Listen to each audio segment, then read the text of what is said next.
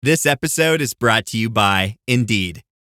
When your computer breaks, you don't wait for it to magically start working again. You fix the problem. So why wait to hire the people your company desperately needs? Use Indeed's sponsored jobs to hire top talent fast. And even better, you only pay for results. There's no need to wait. Speed up your hiring with a $75 sponsored job credit at Indeed.com/podcast. Terms and conditions apply. The new McCrispy Strip is here. Dip approved by ketchup, tangy barbecue, honey mustard, Sprite, McFlurry, Big Mac sauce, double dipped in buffalo and ranch, more ranch, and creamy chili McCrispy Strip Dip. Now at McDonald's. Ba-da-ba-ba-ba. She took out a court order, a restraining order against me. What was I took out one Hold on against one her. second. I'll be right back with you. Okay. What was the cause for the restraining order? He was stalking me. He had put a tracking device on my car. This is the plaintiff, Dennis Geeb. He says he and the defendant dated for 4 years, and when they were together, he sold her an Apple computer. Now that they've broken up because she's a pathological liar, she won't pay him what she owes, and that's why he's suing her today for the $1,600 it's due.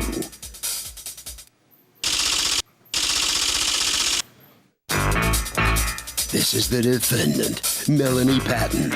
She says she met the plaintiff because he's a hairdresser and he was doing her hair. The guy's crazy, has sued her 6 times, and this is just harassment because he's angry they're no longer together.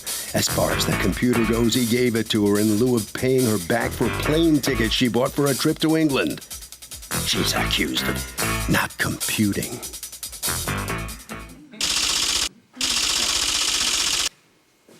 All parties, please raise your right hand. What you are about to witness is real. The participants are not actors. They are actual litigants with a case pending in civil court. Both parties have agreed to drop their claims and have their cases settled here before Judge Marilyn Millian in our forum, the People's Court. Be seated, come to order, please. Litigants have been sworn, Your Honor. Thank you, Douglas. You're welcome, ma'am. Okay, Mr. Geed, you're suing your former girlfriend, Ms. Patton, for $1,600 that you say she owes you for an iMac computer she was supposed to pay you back for and didn't. What happened? That's correct. It relates to another case. I had bought a vehicle in her name because she had better credit than me about 8 months prior to that. That vehicle was consequently seized from me in a court order process, a restraining order process that she took out on me in June of last year. Okay, wait. Slow roll. You guys were dating for how long? We started dating in March, April of 2010, and we were talking about getting married, and things were going pretty smoothly. And I was at the time a hair colorist. I have a salon in the town where she lives. I was doing her hair, saving her a lot of money. And I said, would you do me a favor and put a car in your name? Because she had better credit than me. So who was driving the car? I was driving the car. I was making the payments for the loan and the car. And basically, fast forward 8 months. How long were you making payments on the loan? Well, I'd made about 8 payments on the loan at that point, but she was getting a little jittery. She thought that I would, somehow screw her. She didn't believe that I would. Were you dating at the time? Yeah, we were dating. Yes, we were dating, and I was so making why was payments. she getting jittery? Well, I mean, basically, I think one time I was a little late on the payment, so she said, I would prefer you start paying me personally rather than the bank, the lien holder, Wells Fargo. I said, no problem. So I started making checks payable to her, which I have proof of in the evidence I presented to you. Okay. I also paid her cash. She was my girlfriend. I didn't think she would screw me. Well, a couple of years later, she did exactly that. How long did you date in total? We were so on and off most of the time. On and off for how long? I would say at least like 2 years, 2.5 years. Okay. It dragged on for another year. You have a lawsuit in front of me for an iMac computer, but so far you've talked about a car. I'm sorry. Because she ended up keeping the car? It does relate to that because she seized my car. She promised to pay me for the computer. How did she get the keys to the car that she doesn't drive? She took out a court order, a restraining order against me. Hold against on one her. second. I'll be right back with you. Okay. What was the cause for the restraining order? He was stalking me. He had put a tracking device on my car. How did you know he had put a tracking device on? Well, he actually did it twice. He put a tracking device initially in a car that I was driving for a friend. I had switched cars one day because she's a young kid, so there were car seats, and so we switched for the day while I was watching her kids. So she found an old iPhone taped up to her grill of her car. Get so outta she's here. actually the one that found it. And then he had followed the car to her house, and he had tried to get in her backyard, and her neighbor had... Wait, how does she know that? She saw him? Her neighbor confronted him and described him, and he later admitted to it. Did you do that? I actually did that because I knew she was going to seize my car, and I wanted... Is that the car we're talking about? No.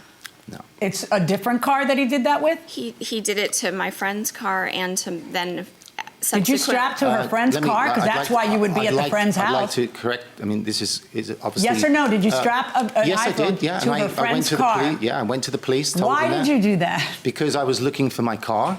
But you strapped it onto, it sounds like you were looking for her, because No, you're no. not going to find your car inside of another car. The only thing that was inside of the other car is that lady. I have talked to detectives, I have written a statement explaining Do you hear everything. my question, though? Yes, I did. Okay, No and- charges were brought against me. Right, but you don't think it's a little demented? At the time... What, he did it to a second car? Yes, then 4 months later, he put a tracking device on my car. A regular tracking device or also an iPhone? It was a different sort of tracking device that... How do you know he did that? He admitted to that as well. What was the reason for the breakup? The jealousy and the paranoia and the accusations and... When did you guys break up? What month and year? I would say the final break was at the beginning of 2013. That long ago? Yeah. Okay, and then the things you are describing occurred for how many months after that? That was in the tracking device in my friend's car was June of 2014, which at that point he had possession of this car he's talking about. So a year later, a year after your breakup? A year later. If at the time of the first tracking device he had possession of the car in question, right, then how did you get possession of it? Just out of so curiosity? after the tracking device in my friend's car, I filed for a restraining order, and there's a section saying if there's any property in dispute. So it was in dispute, and at that point he hadn't paid in 3 or 4 months. Oh, okay. Right. All right. And so that was, it was, and if he paid the monthly payments. Tell me about the IMAC, which is apparent. Do you have several lawsuits pending against her? I have a pending lawsuit 2 weeks almost to the day from now, where I'm suing her for over $10,000. For the car, right? I have admitted everything to the police. For the car? Okay, what kind of car is it? For the car, it's a BMW convertible that she lied to the detectives, she lied to the court, the restraining order court, she lied to me, and she lied to the DMV. It's all right there in front of you, and you'll see that well, that's not my case, and this is just background for my case. Can we talk about the IMAC? Yeah, absolutely. What happened? She promised to pay me for the computer. When did you give her I gave her the computer because she was starting work. Her husband was forcing her to go back to work because he was divorcing her, because he also says she's a sociopathic liar. He couldn't deal with her. So... Have you called the ex-husband? Oh, I've spoken to him for hours and hours and hours. We're friends. He still hates her. Yeah, okay. Yeah. Well, right, it's not just her husband, it's her friends. This woman is a sociopathic liar. Okay. Now that that's off your chest, can you please answer what I am asking you? How did it come about that you handed over a computer? Tell me the circumstances surrounding it. Well, we were dating, it was right at this time. My brother had broken his neck in a construction accident. He had a computer because my mom thought it would be a good idea for him to have something to do. He didn't like it. I saw it. I said, can I pay you $100 a month? He said, sure, take it. So that's exactly what I did. It was around Valentine's Day. I gave it to her, but her husband was making $300,000 a year. I'm not in a position to afford to give her $1,500. Well, then why did you give it to her as a Valentine's? Well, I didn't give it to her Valentine's. It's just coincidental you gave it to her on happened to be Valentine's? around Valentine's Day. I said, you can use this, but, I can't afford to give it to you. And she said, well, I'll pay you for it after you pay me for the car. Because as I said, she was getting a little jittery. After you pay me for the car? After you pay the car off. Oh, after you pay the car off. Which I paid the car off this time last year in full, over $18,000. Okay, when did you supposedly finish paying off the car? I paid off the car in June of last year. Okay. She was supposed to pay you for the computer after you paid off the car. Exactly. So the computer went to her what month and year? February of 2012. Okay. Well, and I bought the car I in can't August help but notice that it's 3.5 years later. So in 2014, what did you do to get the money for the IMAC? I asked her. Had you guys broken up at this point? Yeah, I broke up with her in June of last year. Why did you break up with her? Because she was such a liar, and I had a friend who was a private investigator, so I can get her lie detected for $150.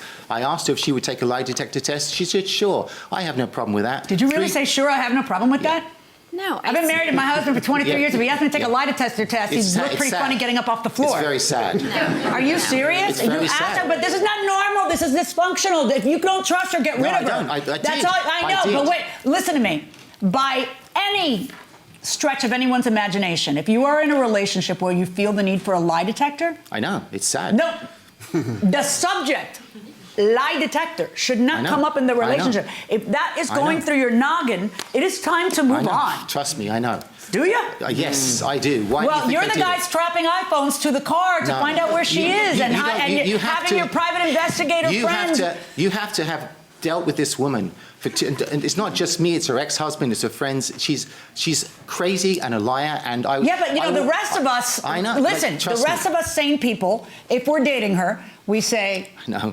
Peace out, and we move on. I know. So we're not talking about how crazy and what a pathological liar she is. We're talking about your reaction to it, which is... Yeah, no, trust me. I wanted to move on, but the car was Except for that you filed, like, how many lawsuits against her now? 2. 6 this last year. 6? You filed 6 lawsuits in the last year? Restraining order processes.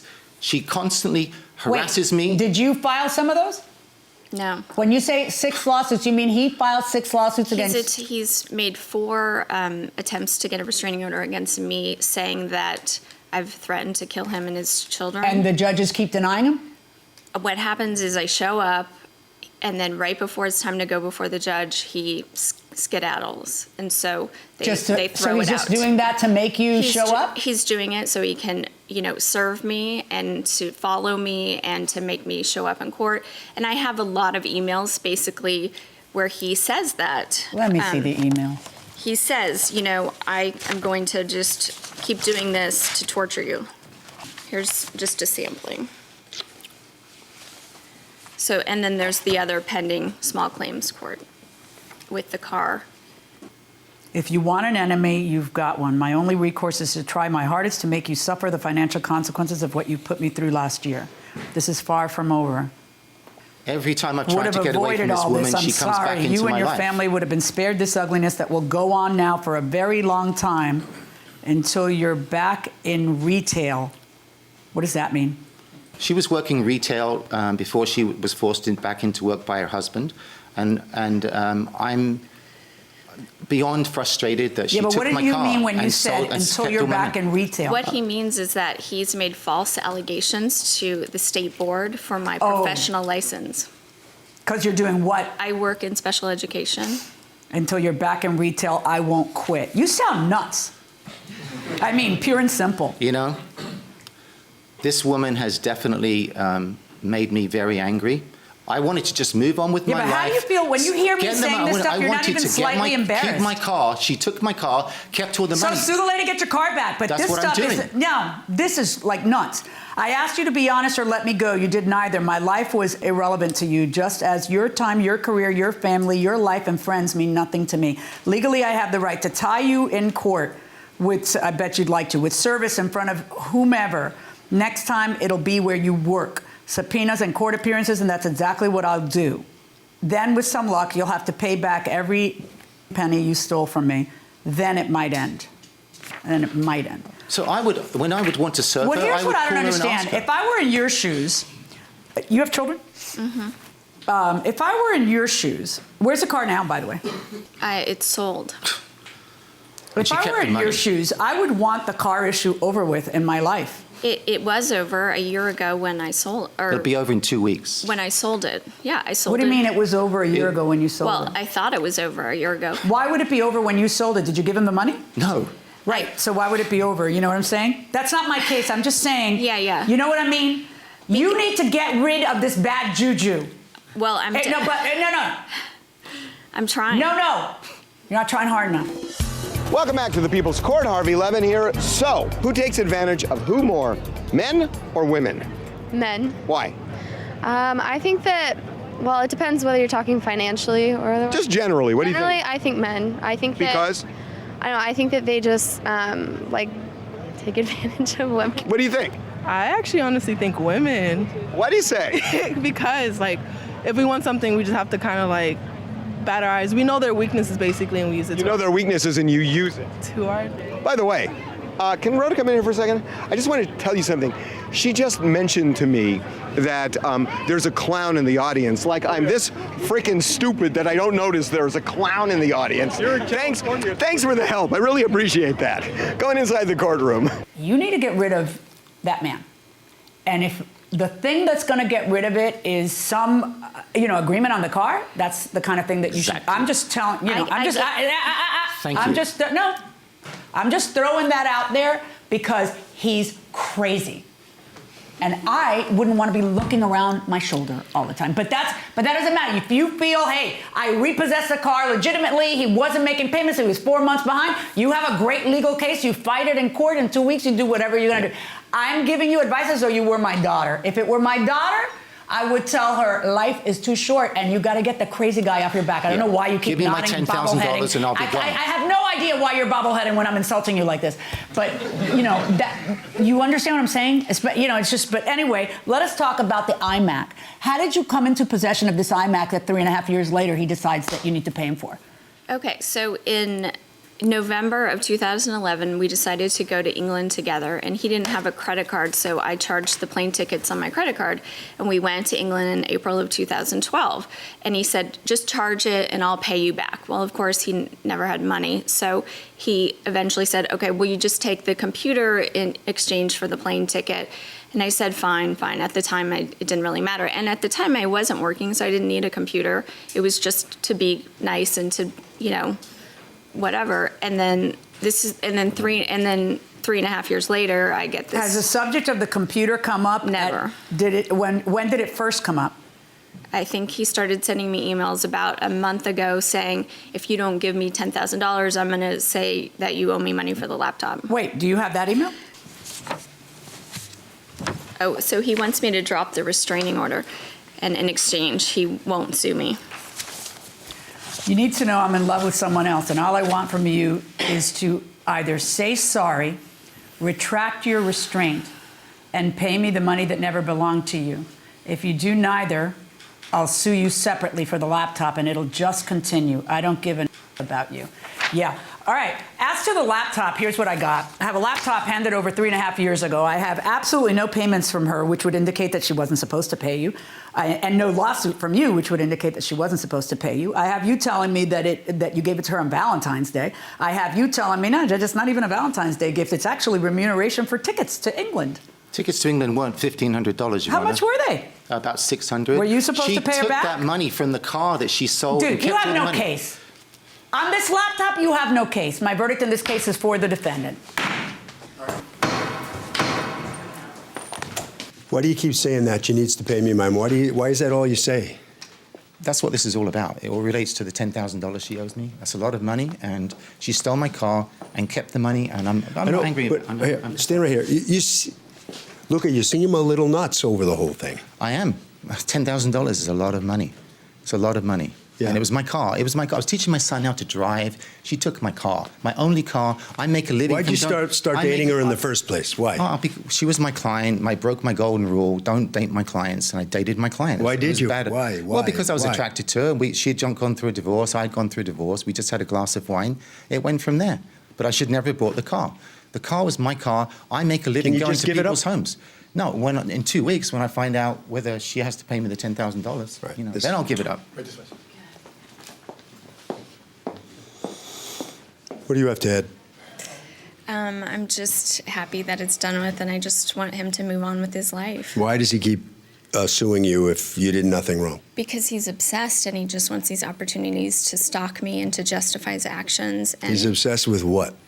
With torturing me, with following me, and obviously with this car. He's obsessed about. Think you've seen the end of him?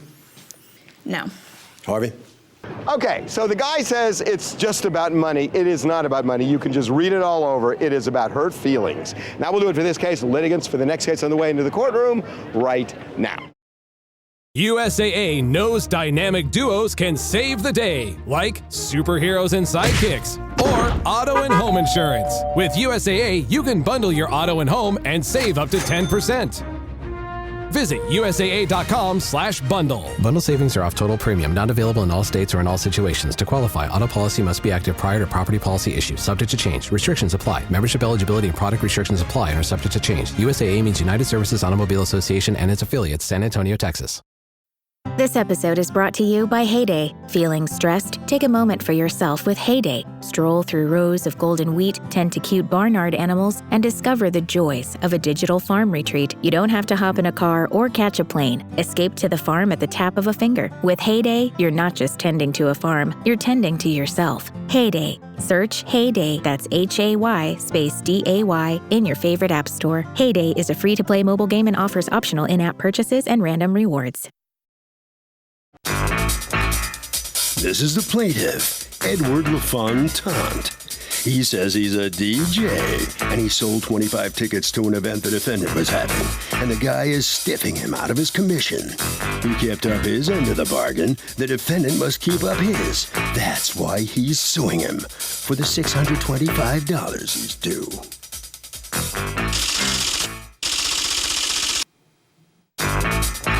This is the defendant, Matthew Tyre. He says he wasn't the one who hired the defendant, and he doesn't work for the club where the event was held. He's an honest person and wouldn't hesitate to pay him if he owed him any commission money, but he doesn't. The club does. So the guy has to take it up with them. He's accused of dancing around an issue.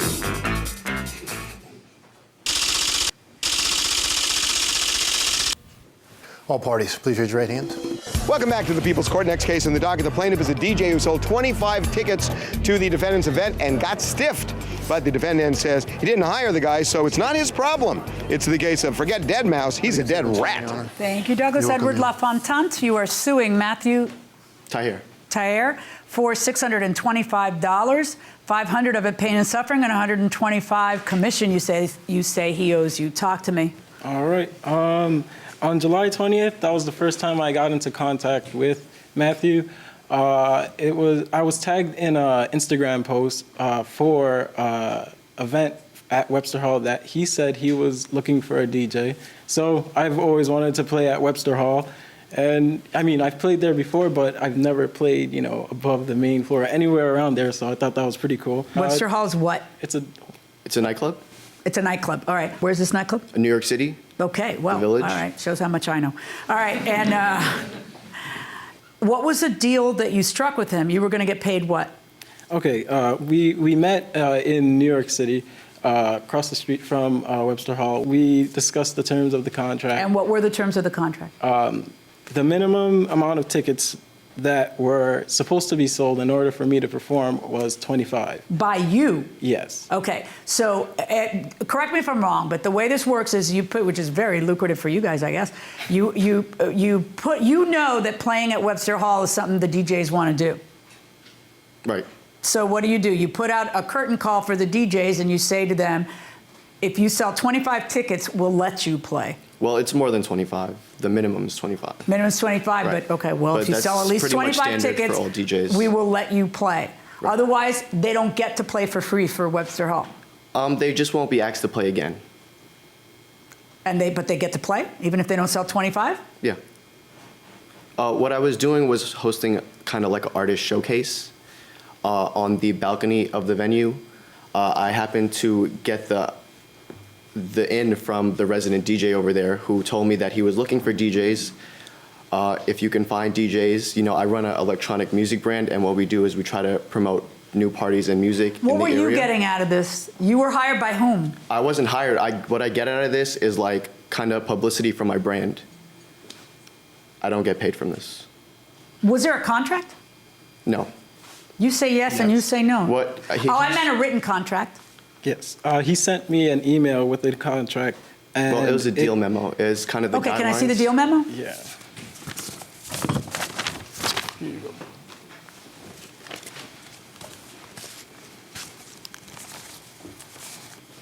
The notes on the contract, I just did that. I got it, don't worry. It says, we agreed in our first meeting that you would keep $5 commission off each ticket. So there's no dispute about that, right? All right, so what happens? You end up selling 25 tickets, and then what happens? August 1st comes, and we go to a restaurant. I don't know why we had to go into this restaurant instead of going to the actual place where we performed, Webster Hall. But we went to a restaurant, and I counted my money flat out right on the table more than once. My friend that was with me saw me do it, and I handed my money to Matthew. And then I told him. How much money did he hand you? $675. $675? I didn't count it, Your Honor. What I did was I had envelopes ready for each DJ that I gave to them, and they handed it to the people who did the cash out. What's a cash out? It's basically where the club has people that works for them cash out all the promoters. We were also sitting with them at the restaurant. What does cash out all the promoters mean? I thought you said you weren't getting paid. Right, the ticket sales. That's people all you have meant? to bring in their Okay. ticket sales, yeah. All right, and then, so what happens? He hands you the money, and then what happened? I handed him the money, then he handed the other guy the money. Okay, so and what happened? I'm there waiting for them to, To what? Hand you money back? My commission, that's You how- had not skimmed your commission off the top? Because you wrote it. Like, you had not said to him, okay, here's $625, so I need my 100. Can I Just a second. You had not taken your $675 and then, figured out, okay, I'm owed $125, and then just given them the $500 and whatever? No, I didn't do that because it makes sense for if I sold 10 $30 tickets and 15 $25 tickets, Doesn't matter. You're getting $5 a ticket. Everybody knows what the math is at the time of the envelope. Everyone knows. You know you wrote $125. So how come you don't verbalize when you're handing the envelope? Okay, listen, but my commission's still in there, and I need whatever. I said that. Who did you say that to? Matthew. And what did Matthew say and do? Everybody looked at me like I was crazy. And then as I was waiting for them to figure out their recounting, the manager of the bar, the manager of the restaurant told me to, can you please wait outside if you're not going to buy anything? I'm not going to buy anything if I haven't received my commission. So I went outside and waited for them to finish doing what they're doing, recounting. And then Matthew comes out, and then he's telling me, looking at me as if I already had the money, trying to see if I took the money already. And then he asked me to empty my pockets. And I was like, okay, opened my wallet. All I had was the money to get to New York and survive the night, get home. And why couldn't you guys just count it and figure out, if there's a problem with a balance, you'll come up heavy at this. So if you're counting it, why couldn't you guys figure out the people that were working for the club didn't want to do a recount because the doors were about to open in 15 minutes, and for them to do that, they would have to recount all the other people they cashed out previously before us. Why? I thought there were envelopes for everybody. Right, but they took it out the envelope and they put it into the club money. You think it's his fault because he didn't take it out? No, I think he made a mistake, but I don't think I should be paying for it. I think he should contact the club, and I've tried to get him in contact with the club until Edwards sent me an email saying, do not contact me unless you were going to pay me my money directly, and then which I stopped contacting him. So can you have a contract in an email form? I feel like you can have a contract in an email form as long as there is an agreement on both ends, then it's a contract. What do you think?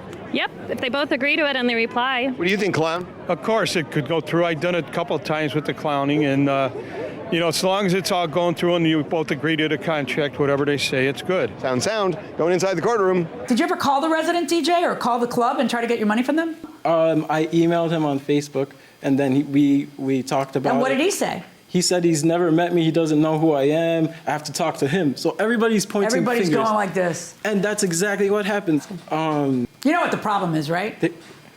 These people aren't accountants. They weren't meticulous about what money went where.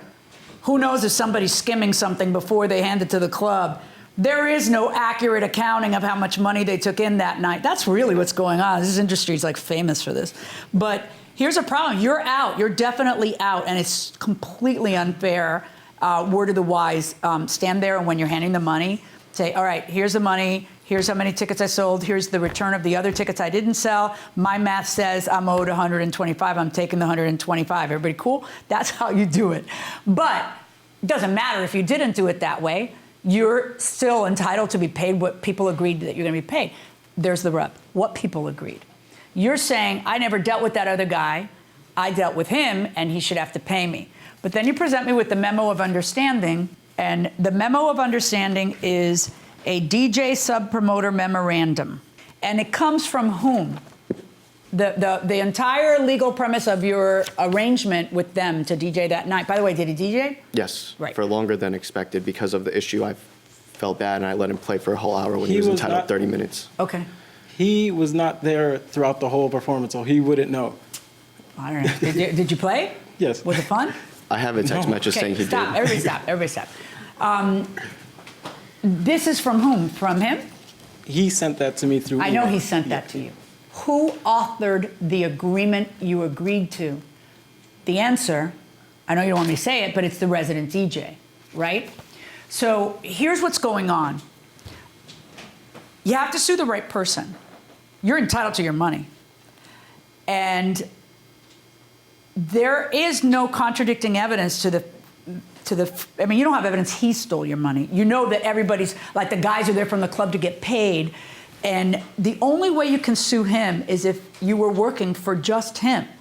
If he's a disclosed agent of another entity, then it's like I sell you a product at Macy's and the product turns out to be defective, so you sue me, the salesperson at Macy's. That's not how it works. If you don't know I'm working for Macy's, if I meet you in an alleyway and I sell you, so then yeah, you can sue me. But you have a completely disclosed agency where you know because your entire legal parameters all come from this guy, the resident DJ. He's the guy calling the shots of how this works. So based on what I'm listening to, you are suing the wrong guy. Because you know from Jump Street that your agreement and that the money is not going into his pocket, that it's with Webster Hall's resident DJ. Right now, walk to the courthouse and sue Webster Hall's resident DJ. Okay. Okay? All right. And you're going to be a witness that he handed you an envelope. Do you remember how much he handed you? Did you take notes of what was being handed over and the amounts and everything else? Do you know it was $675? No. You're not a very good promoter. I'm not a promoter. Or he's an excellent I run an advertising company. Good luck. Thank you.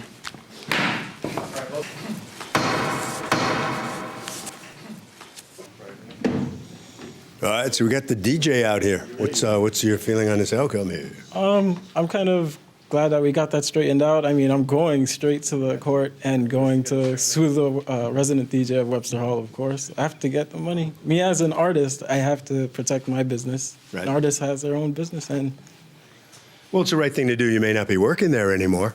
I don't care. I have so many other places I could DJ. You're a big time DJ. I'd like to think so. Well, let's hear the DJ voice. Give us a little light. Oh, man. Go, come on, go. I can't think. Yeah, all right. Hey, what's up, dude? Hey. How's it going? All right, what are you doing? I was Snapchatting you. You're going to be famous. Yeah. You already are famous. Right, Isn't that awesome? Are you going to be? No, man. Anything else? Any other gems? I do a lot, man. I'm a man of many talents. Okay, Harvey? Okay, I mean, it seems pretty obvious, but it is important in deals like this to know who makes the payments to you and who is responsible. Now we'll do it for this case. Litigants for the next case of the way into the courtroom right now. Hilton brings you new ways to stay, with experiences that let you capture the glory days. Introducing the Graduate Hotels. Each inspired by local college towns, these stays are always original and never boring. Get in touch with traditions all across the country and enjoy a stay that's a class above the rest. Book at Graduate Hotels with Hilton Honors Points at Hilton.com. It's a win-win.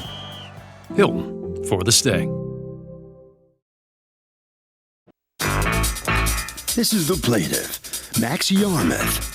He says he rented a property from the defendant, and when he moved out, the guy deducted money for landscaping from his security deposit.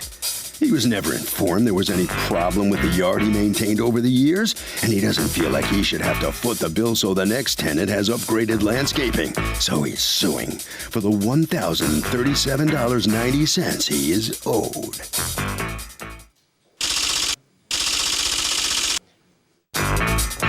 This is the defendant, Mark Dodson. He says the plaintiff figured he was moving out and neglected the yard he was supposed to maintain. The lawn was grossly overgrown. The bushes needed to be trimmed. And he deducted from the cost of the security. End of story. He's accused of being crass about the grass.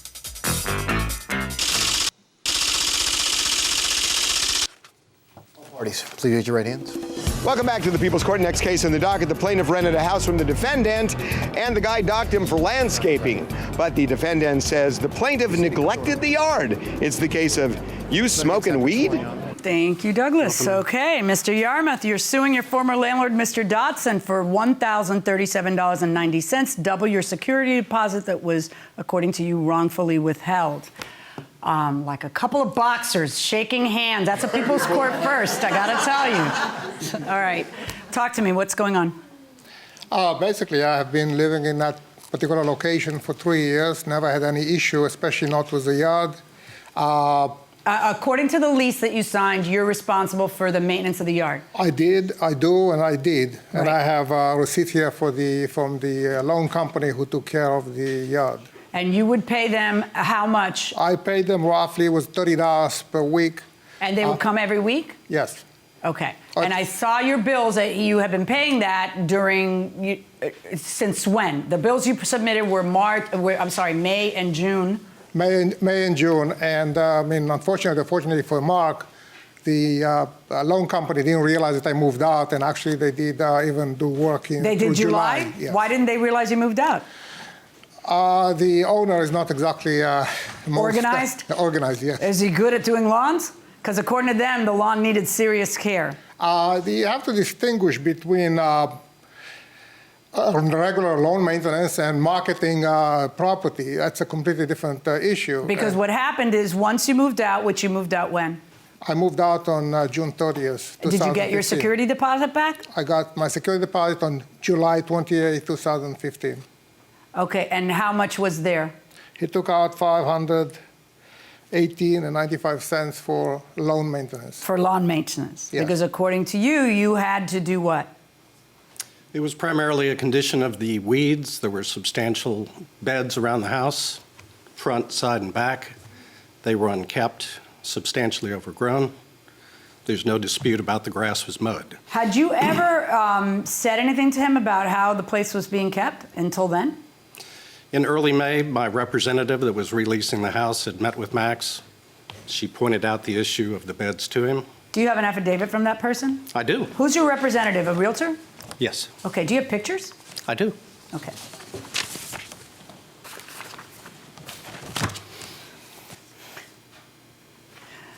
The condition, this is an email is what you have. You don't have an affidavit. An email that purports to come from the realtor saying, the condition of the beds can most politely be described as overgrown and unkept. I would go further in my description, but the language would be inappropriate. I discussed the issue with you. You agreed to proceed with a landscaper. And then you hired a landscaper that charged you $518.95, so that's what you kept from the security deposit. What are these pictures? Those are of small sections of beds around the house and the condition they were in at the time that were taken by my representative. Okay, but what did she pay? What did you pay $518.95 to do? Show me the after pictures. We have no after pictures. So can a landlord deduct the security from a tenant if the lawn dies? Well, it depends on if he asked him to even take care of the lawn. Well, but it's pretty obvious if the lawn's getting brown, it's going to die. What do you think, yes or no? If you had to say one or the other. Yes. Okay, you say yes, what do you say? No. Why? Because it's not their house, they're just renting it, right? Not their house, but you're watching the lawn die. They don't own it, though. Fair point. Fair point. Going inside the courtroom. Have you been by there? No, I cannot. It's invasion of property. Well, I mean, you could go on it. No, you could take a look from the street. I was not aware of it. And also, if I can right. look Is at that how they looked? Yeah. Because his argument is, Judge, lawn maintenance is not just mowing the lawn. It's not mow and blow. And that are those beds on your property, and is that, in fact, how they looked? Well, I'm not sure at when, but it might have been the beginning. She came at the beginning of May. So I'm not sure what happened afterward. Also, Well, were your guys, for $30, what were they doing? They weren't weeding, right? They were just mowing the lawn and leaving. Yes. Right. Well, they also they blow off the leaves once a year. Right. Well, let's look at the lease and see exactly what it obligates you to do, because... Maintenance. Well, no, let's look at the lease and see exactly what it obligates you to do. Do you, Yeah, the issue anybody, is that... Can I see the lease, please? Yes. Thank you. How long did he live there? 3.5 years, I think. I'm not sure. Was he a good tenant? He was a great tenant. Why don't you just kind of chalk this up to, you know, changing the guard? I mean, I'm a landlord. I've been a tenant. I've been a landlord. I know, you know, sometimes you got to pay a little money to change a guard. It's not even that much money. A guy's a good tenant for 3 years. He had 3 weeks' notice to have it done. Okay, so the exact words in the lease are, the tenant is responsible for maintaining the lawn, shrubs, weeding and trees, and removing leaves. It's not just maintaining the lawn. It's maintaining the lawn, shrubs, weeding, trees, and removing leaves. Boy, a picture does say 1,000 words, doesn't it? Okay. Based on the language in that contract and the pictures that I'm seeing, I think he's entitled to keep that portion of the money. So I find in favor of the defendant in this case. Hold on right there, please. Well, you just heard the judge rule against him. This is the plaintiff in the hallway here. The lawn was a mess in the pictures, right? It was. I'm not sure when it was taken, but meantime, I did have my loan company take care of it. Your lawn company? My loan company, yes. All right, right around the corner there, okay? Your documents are waiting for you right this way. You sign those, and all right, so come on in here. What do you have to say? Well, I'm sorry it came to this. It was an unfortunate situation. Max has been a tremendous guy for 3.5 years, and I just wish he had done what was asked of him in early May. And was this just a misunderstanding on his part? You know, or was he trying to stick it to you at the end? If I was in his shoes, I may have done it too, just because it's cheaper to pay for $500, but I wasn't going to do it. So he was trying to stick it to you at the end, then? Is that what you just said? Yeah, that's exactly what I said. Yeah, Harvey? Okay, so if you rent a house or an apartment or whatever, you got to read the lease. People just do not read it, especially if there's landscaping. Who is responsible for it? Who is responsible for maintaining it? And can the tenant be docked in the event that stuff in the backyard dies?